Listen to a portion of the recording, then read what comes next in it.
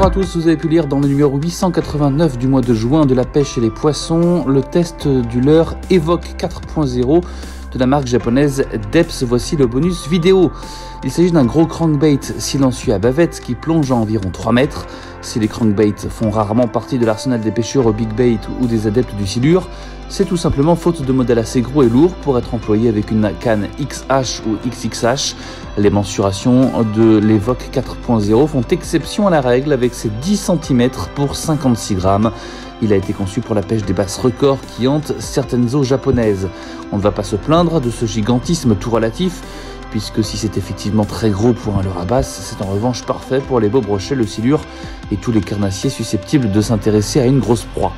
Un autre point fort du Evoque 4.0, sa forme assez élancée. Sa bavette courte font qu'il ne vivre pas trop fort et ne tire donc pas exagérément sur la canne, contrairement à ce que sa taille laissait prévoir, au point qu'il est utilisable si besoin avec une canne jerkbait court et rigide, même si une canne swimbait plus longue et plus souple sera évidemment préférable.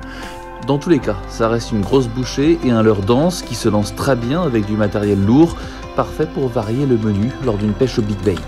La nage est classique, avec un wobbling prononcé mais pas frénétique non plus et un léger rolling. L'absence de billes bruiteuses sera considérée comme un plus ou un moins selon les circonstances, mais les leurres bruiteurs ne manquent pas sur le marché et on a plutôt tendance à saluer la sortie des modèles plus silencieux. Sa profondeur de nage maximum est l'ordre de 3-4 mètres selon le type de ligne employée, mais du fait de son inertie, la plongée est progressive et sur les 10 premiers mètres, elle ne dépasse pas 1,50 m.